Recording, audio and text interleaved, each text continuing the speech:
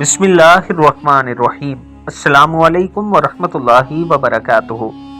आज मैं अपने चाहने वालों के साथ एक बहुत ही खूबसूरत एक मदरसे की वीडियो शेयर कर रहा हूं, जहां पर बच्चे कुरान पाक को हिफ्ज़ करते हैं। हिफ्ज़ करते हुए वो क्या क्या अमल करते हैं, आप तो ज़रा इस वीडियो में मुलाहिज़ा कीजिए।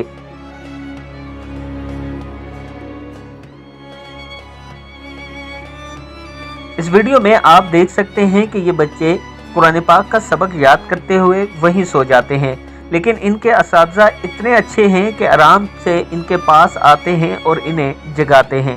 दोस्तों, अपने बच्चों को कुरान का हाफिज़ बनाइए। इसका आपको ये फ़ायदा होगा कि दुनिया में भी आपको इज़्ज़त और शोहरत मिलेगी और ख़ास तौर पर आखिरत में आपको इसका अजर व सवाब मिलेगा। और रसूलुल्लाह सल्लल्लाहु अलैहि वसल्लम ने इरशाद फरमाया कि जन्नत में कुछ लोगों के दर्जात बुलंद होने लगते हैं तो अल्लाह के हुजूर अर्ज़ करते हैं, या अल्लाह, हमने तो कोई ऐसा अमल नहीं किया कि हमारे दर्जात बुलंद होने लगे। तो अल्लाह फरमाता है कि दुनिया में जो तुम्हारी नेक औलाद है वो तुम्हारे लिए सदका खैरात करती है, इसकी वजह से तुम्हारे दर्जात बुलंद हो रहे हैं।